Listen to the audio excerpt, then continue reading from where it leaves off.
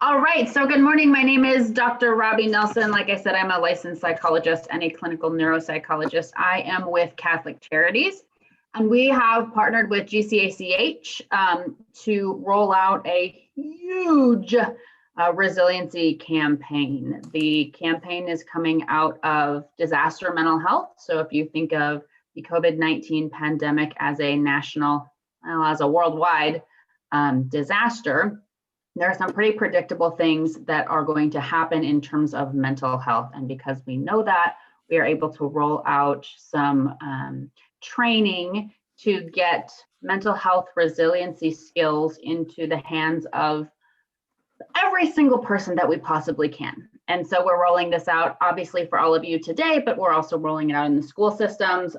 Each of the ESDs in the GCACH network, we're rolling it out because we are Catholic Charities. We're able to roll it out fairly easily in the Catholic school system as well. We're going to be rolling this out to parents. You've probably seen in your areas by now billboards and TV commercials and radio spots. There are bumper stickers and ads on TikTok and NPR and all sorts of social media platforms. So this is a very large training that we're trying to roll out and get into the hands of as many people as possible. My purpose today is about, we'll say twofold, it's probably more than that. One is to bring this information to all of you and roll it out so that you are all familiar with what it is that we're doing, why are we doing it, what is it, what does it look like, what do we want to do with it. And then secondarily, if any of you are interested in joining the training team to help roll this out to the school districts and other organizations in your area, I'm very, very happy to have you join on our team for that as well. And additionally, so I guess it's threefold, because then the third prong of this would be to use this as a jumping off point for how to bring this into your organizations, ways that you think would be helpful to roll this out for not only the organizations that you represent, but any other organizations that you're involved with or think that this would be helpful for. Any questions, comments, concerns about any of that?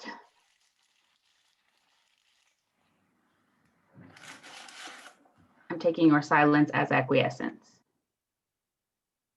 Okay, so I'm going to attempt to screen share. I'm not awesome at this, no matter how many times I do it. I can't see any of your faces. So, well, I can see my team's faces. So I'm gonna rely on you guys to let me know if I have shared this correctly. Are we looking at my PowerPoint? Yes. All right, perfect. Thank you. Okay, so this is the Cope, Calm, Care campaign. You will hear to it referred to as Practice the Pause. We have a website where all of this information is available. It's free, it's public domain, it's printable. We also have this information in physical workbook format, so we'll talk more about that as we go forward. But this is the Cope, Calm, Care campaign. This came out of some work by Dr. Kira Mouseth, who does a lot of work in disaster mental health. And like I said, the idea is to get some resilience. When I say resilience, I'm talking emotional coping, stress management, trauma recovery. If you think about the COVID pandemic as a trauma, which in terms of mental health, it very much is. So getting some of those skills out to all of our community members, as many community members as we possibly can, in language that's not very psychobabbly or medical jargony. We're trying to really make this very user-friendly so that it can be helpful for as many people as possible. As an aside, I'm not super formal or rigid, so if you have a question, please feel free to interrupt me. I can't see anybody, but when I'm doing the presentation, I can see even fewer people. So definitely interrupt me or let me know. I have some of my teammates here today who are awesome at helping me monitor the chat box. That is not one of my strengths. So if you guys will let me know if there's anything in the chat, that would be great. So Cope, Calm, Care. Cope, Calm, and Care are 3 4-letter acronyms designed, and with each letter being a skill to be taught or utilized. So the COPE skills are our thinking skills. These are the skills that come out of cognitive behavioral therapy. These are the skills related to increasing awareness between the connection of your thoughts, your emotions, and your behaviors, and how changing any one of those three can also alter the other two.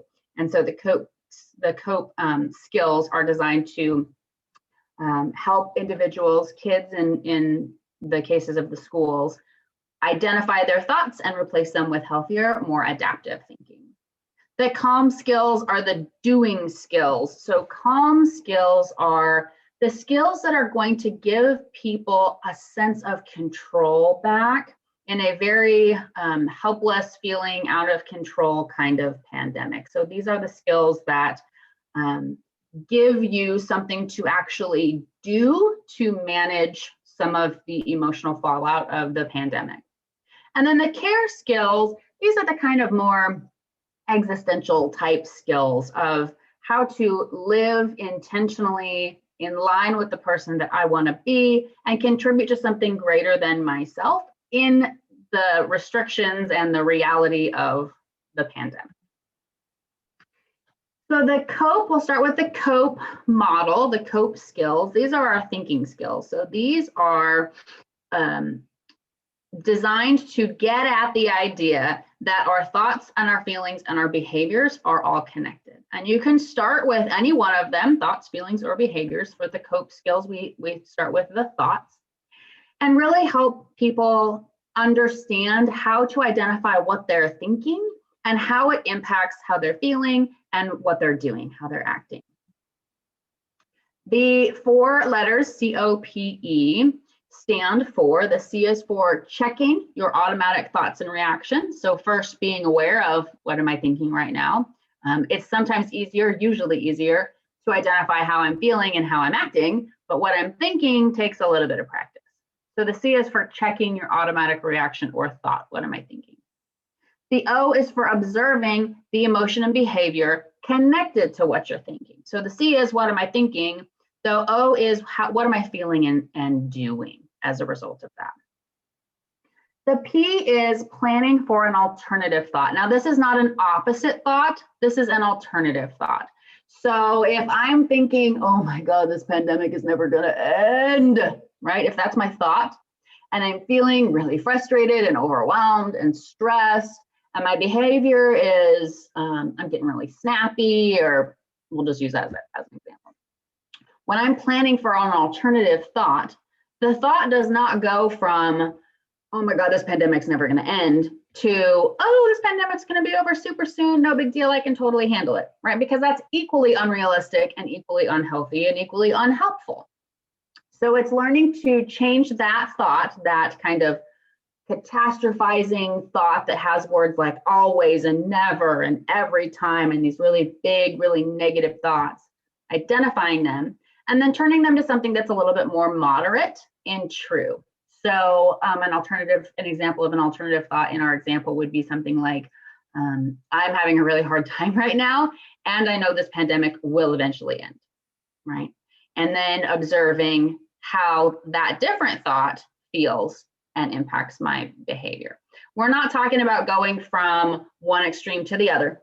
We're talking about going from one extreme that feels very unmanageable to a more realistic middle ground that can then feel more manageable. And then the E is for executing positive change. So this is the practice, right? Because this is a skill or a set of skills that takes practice. And so by practicing it and doing it regularly, it starts to become more automatic and a lot easier. We have several mechanisms to help with these things, chief among them being our workbooks that I'll get into here in a little bit. So with each of the COPE, CALM, and CARE skills, we can go into each of the 4 points just a little bit more. So, and this is especially true for individuals or presentations where the audience does not have a lot of a mental health background or mental health background at all. And so for your teachers or parents, any kind of medical agencies or staff, any kind of training that isn't a bunch of counselors in a room. So the C for the the C of the COPE for the thinking skills, again, is to check your automatic reaction. What's that first thought? What's the thought that you're having that's leading to these feelings and these behaviors? So notice, how am I responding? Why am I responding that way? And is there a different or healthier way for you to respond? And this is another way to ask this is, what else is true? Yes, it absolutely feels like this pandemic is never going to end. And what else is true, right? And we know that it will eventually end. And we know that you're having a hard time right now. And we know that if we hang on, our emotions pass, so it's what else is true and getting other thoughts in there as well.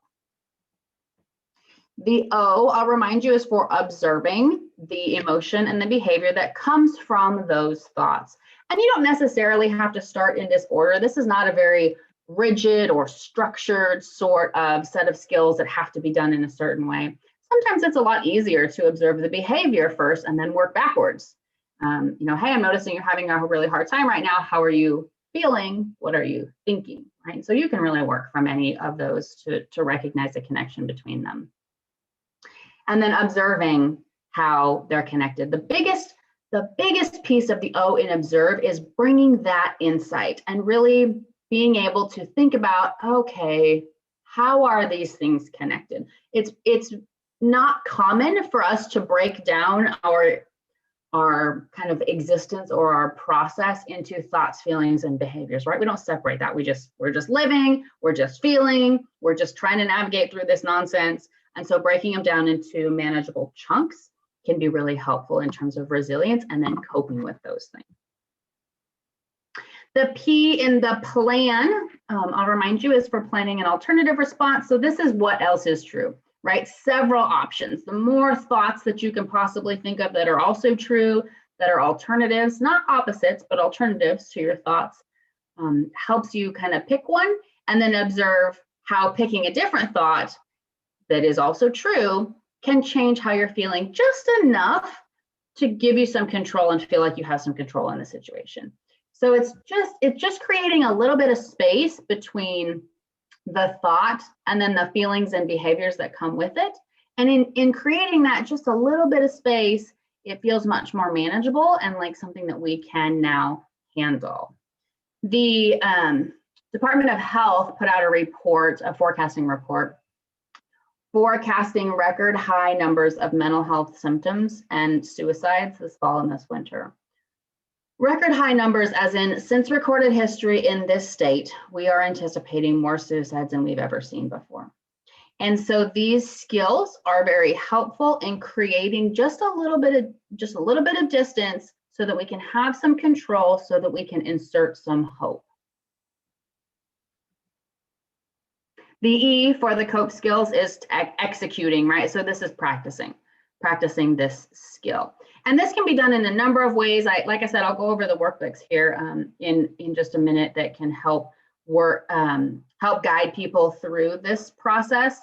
And it can be brought into classrooms, it can be brought into clinics, it can be given to staff members as kind of tools to have in their tool belt so that if there's a situation that arises, they can kind of pull this out and be helpful with it. Any questions about COPE before I move into CALM? Okay, so your CALM skills are your doing skills. These are, okay, I've recognized the thinking and the feeling. What am I going to do about it, right? I'm having these very big emotions. I'm having these very negative emotions. They're hard for me to deal with. What do I do about it? The CALM, C-A-L-M, is a set of skills that answer exactly that question. Here's what you can do about it. These are research-based. These are things that we know work and are easy to teach and easy to practice. So the C in CALM is for controlling your breathing and heart rate. Now, a precursor skill to this is knowing how to take your heart rate, right? And knowing what is a good heart rate. So it might start with just checking your heart rate throughout the day, or checking your heart rate when you're checking your thoughts from the COPE skills, right? Or recognizing how to control your breathing. And our workbooks offer several breathing control, breath control activities for kiddos ages 5 to 12. We have bubble breathing, which is teaching them how to blow a big bubble with their breath, and recognizing and noticing how that deep breathing helps and changes thoughts, feelings, and behaviors.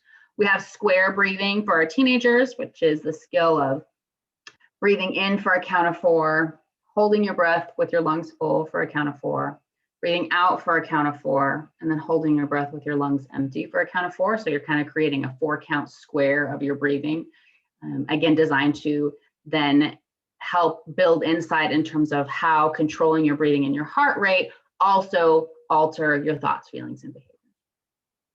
A is for attending to the present moment, being aware of what's going on right now and how is it impacting things. Sometimes, especially with any kind of anxiety symptoms, we get really wrapped up in what could happen and what might happen and what has happened, and we're focusing on all of the future and all of the past and not any of the right now.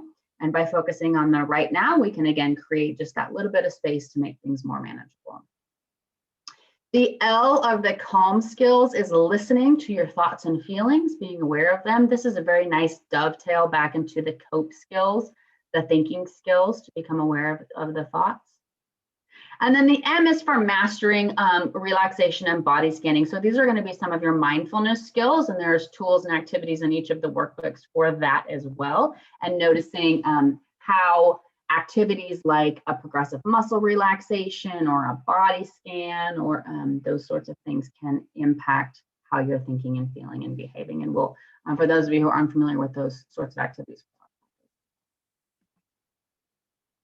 So again, the C in calm is for controlling your breathing and heart rate. We actually use deep breathing exercises to combat panic attacks because I warned you that I'm a neuropsychologist. So I'll get a little brainy for a minute.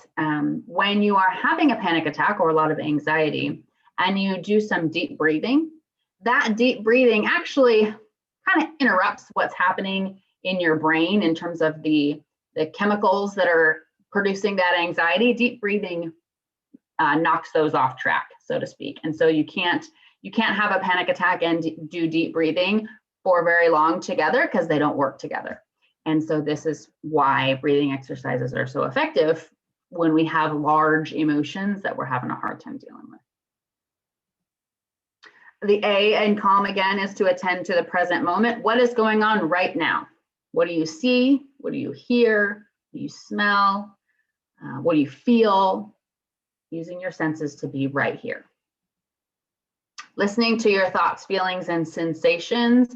And this is an additional skill here in listening is acknowledging what is happening, recognizing what is happening. Recognizing is kind of that precursor skill. I have to be able to recognize what's happening, acknowledge what's happening, and then let it happen. Let it roll over you like a wave so that you can feel how it is once it starts to resolve a little bit. And then the M here again is mastering your anxiety, right? This is giving you some control. You are in control of what feels very uncontrollable right now. And so this is muscle relaxation, body scanning. We have for our kiddos that are between 5 and 12, we have the roly-poly scrunch bug where you scrunch your body up really, really tight and let it go. Do that a couple times and see how it feels, which would be for our teenagers or our adults, a progressive muscle relaxation where we go through and we tense each muscle group and let it go. And then we move on to another muscle group, tense it up really tight and let it go. And again, our workbooks walk through those activities. Any questions on cope, on cope or calm? So Dr. Nelson, this is Dan Ferguson. These are all just really, really incredible, very practical, tangible. So one of the things I'm going to be interested in probably talking about at the end of this is just the whole issue of implementation and how do we get community kind of buy-in. So I'm just going to forewarn you, or yeah, I used to teach clinical and counseling community psychology at Central Washington University. And one of the big factors was just how do we engage the community and really get them, to accept this. So I'm very curious about what we're going to be doing to do that. So, I have an answer already for you, but I will wait until the end because that's a very reasonable question to have. What? Any other questions? Okay, so let's move into the care skills. So care, these are your kind of existential skills. These are, how can I contribute? How can I feel productive? How can I feel like I'm making a difference in a world where I am supposed to be shut up in my house or my room all day, right? This is also arguably the most important set of skills. This is where you look at things like social connection and contributing to things that are larger than yourself. And for all age groups, that feeling of connectedness is one of the single biggest protective factors that we can have. And so I definitely don't want to understate, and I don't think it would be possible to overstate, the importance of the care skills. So the care, C-A-R-E, C is for feeling connected to other people or ideas. Now, this is one that takes some thought and some intention, because COVID is the opposite of connection. COVID is don't look at anyone, don't talk to anyone, don't breathe on anyone, don't be near anyone, you know, definitely don't connect with other people. So this takes some thought, right? Whether it's connecting in video platforms, or whether it's going to a park and sitting 6 feet apart with your masks, or whether it's for our schools, whether it's having pen pals or Zoom reading buddies or whatever it is, that this is arguably, as I said, one of the most important skills during this time. The A is related to accepting change, right? I will tell you, me personally, I spent a lot of weeks digging my heels in and not accepting that this is what was happening, right? And it did me a fat lot of good, and it still happened. And so helping people, kids and adults, both realize that this is here and it is different, and we can roll with it, and we have the ability to be resilient during this time. R is reason with choices and purpose for growth, and that'll make a little bit more sense as we hit that slide. And then the E is being engaged in mindful living, right? Living in a way that is still intentional, where I feel like I'm living on purpose rather than kind of feeling like a victim of the pandemic and just doing what I can to get by until it goes away. So again, that C of care is connecting with other people. Any kind of connections that can be fostered or manifested, like I said, any way that you can bring in connection in schools or group counseling, video group counseling sessions, support groups, people that are active in recovery, going to virtual AA meetings. If faith plays any part of your own personal resilience or coping, being able to do that virtually, really revisiting those connections and implementing them on purpose. The A again is for accepting that, hey, this is happening. This sucks. Absolutely, it sucks. And we can do something to manage how we respond to it. The R is for reason. So reason with yourself about your choices and your behaviors. This is really recognizing, what am I doing and how am I living right now that is consistent with who I want to be and who I believe myself to be? And what am I doing and how am I spending my energy and time that is not consistent with how I want to be and who I want to be? And what do I do about that? And our activities, our workbooks specifically, have really developmentally appropriate language for the age groups, 5 to 12, 13 to 18, and then 18 and over, for tackling this sort of question, because this plays a very direct and substantial role in how we recover from something like a pandemic, a traumatic pandemic, how we manage our stress, and how we cope with emotional fallout in general. And then the E is for engaging in mindful living. So this is living on purpose, contributing to something bigger than myself. So for our classrooms, this might mean a class volunteer project. Maybe for adults and teenagers, maybe it needs some volunteer time, or participating in something and kind of doing your part to make the world a better place, and noticing the impact that doing something like that has on your own mental health. Questions about the presentation?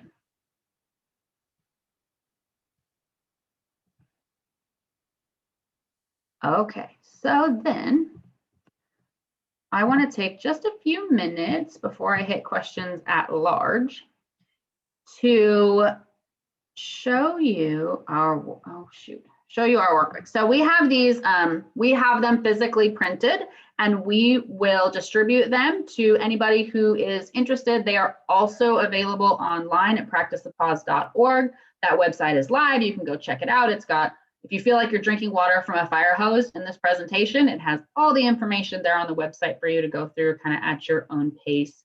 There, we have options in English and Spanish, and the website is also available in English and Spanish. So let's see if I can do this share screen again. Okay, do you see a whole bunch of internet tabs in a PDF ages 5 to 12? I can't see anybody, so somebody's gonna tell me yes. Yes. Okay, perfect. So this is our Practice the Pause workbook for the Cope Calm Care campaign for ages 5 to 12. Each of these workbooks, regardless of the age that they're targeting, is going to start with some sort of explanation of what is a pause. What does that mean? Why am I doing it? And this is all going to be in developmentally appropriate language. So the explanation for a 5 to 12-year-old is going to be different from the explanation for a teenager, which is going to be quite different from the explanation for an adult. And I'll briefly show you each of those. So it goes from what is a pause to some activities, and to what is COVID and how is it affecting my mental health, right? And again, this is each workbook has this broken down in developmentally appropriate language. So this is how we're explaining to 5 to 12-year-olds what's going on, why am I feeling so different, and normalizing that most people are feeling this way and that it's normal and it's okay and we can do something about it. Each workbook talks a little bit about how to practice the pause. What do I do? Again, in developmentally appropriate. Here's the Roly-Poly exercise for our 5 to 12-year-olds.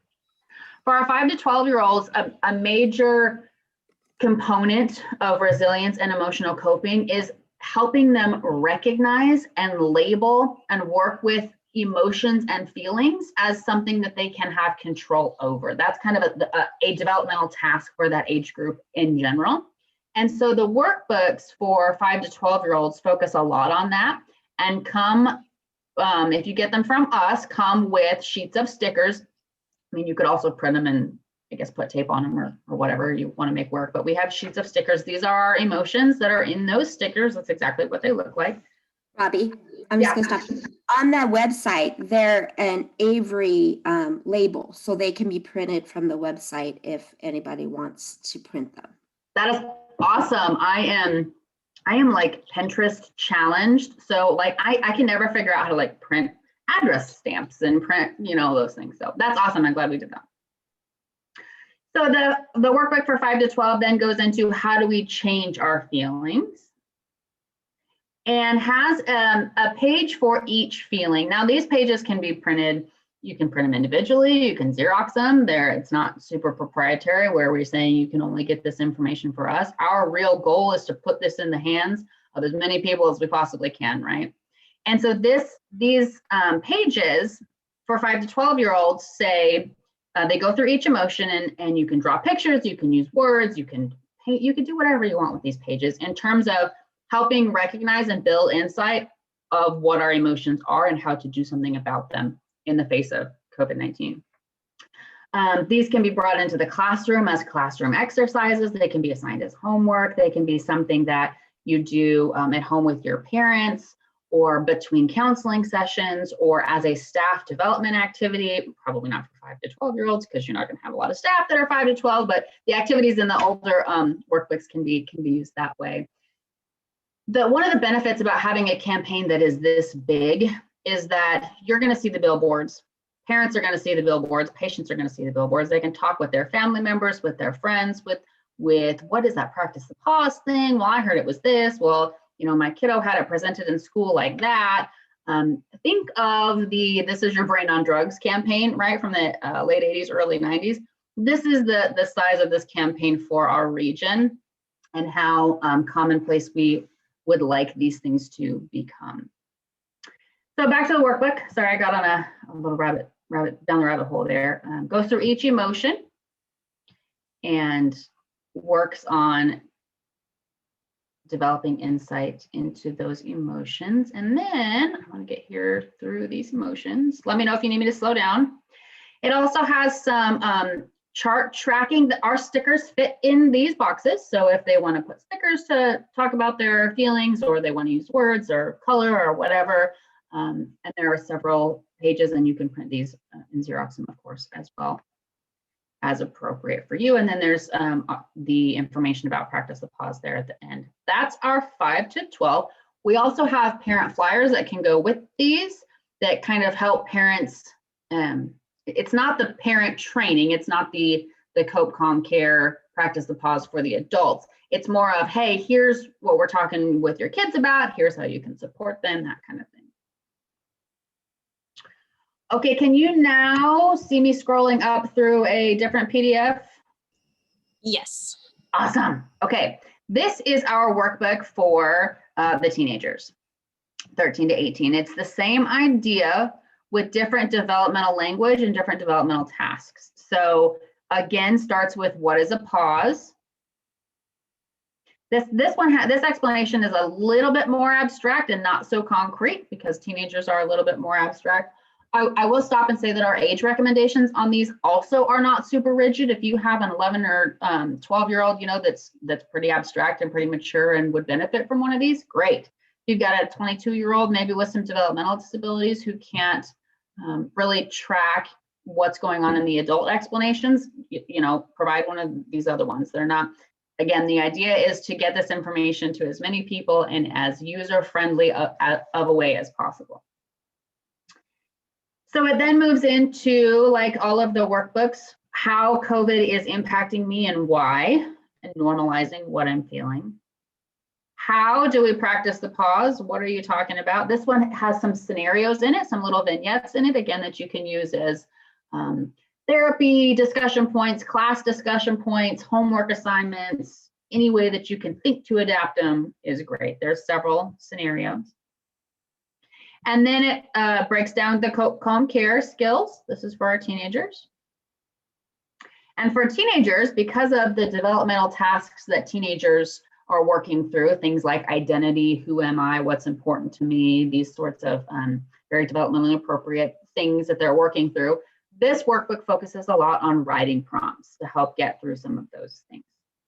It helps develop insight between thoughts, feelings, and behaviors, some of the activities for working through those things and recognizing the impact that they have on thoughts, feelings, and behaviors. So there's several writing prompts, again, that can be used in any way that is helpful. And then at the end of the writing prompts, I just want to show you, there is a page.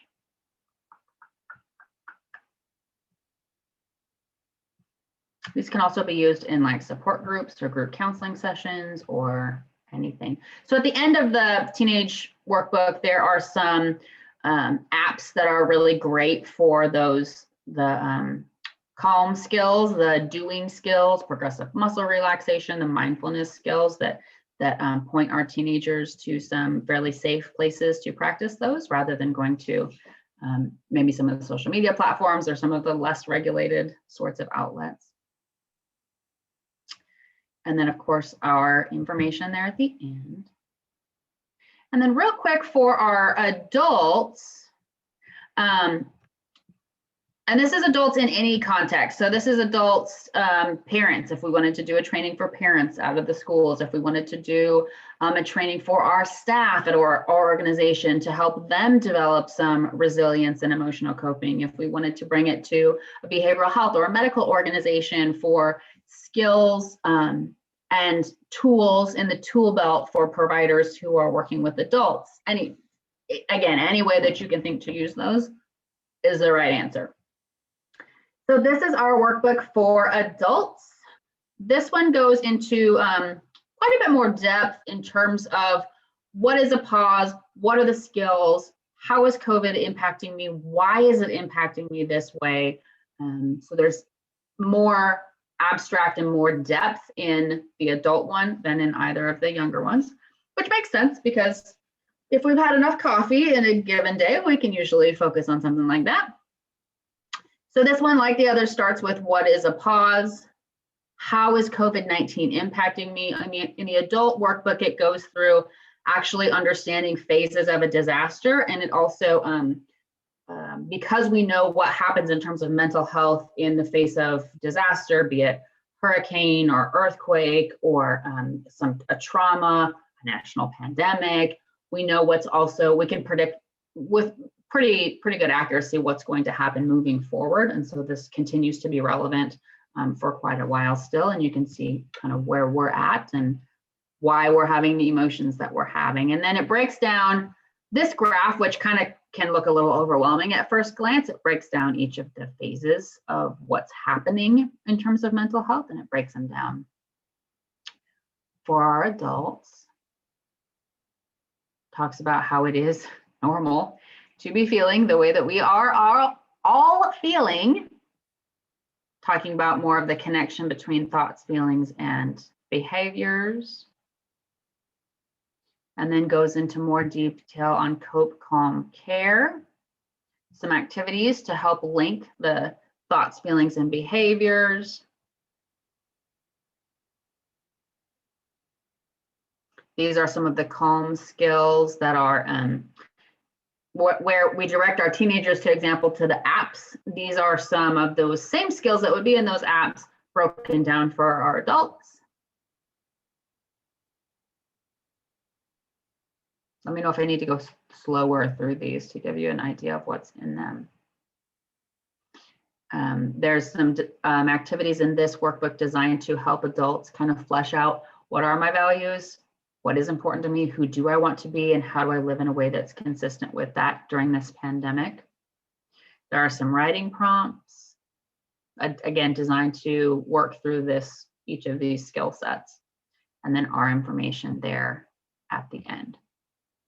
So I know that was a whole lot of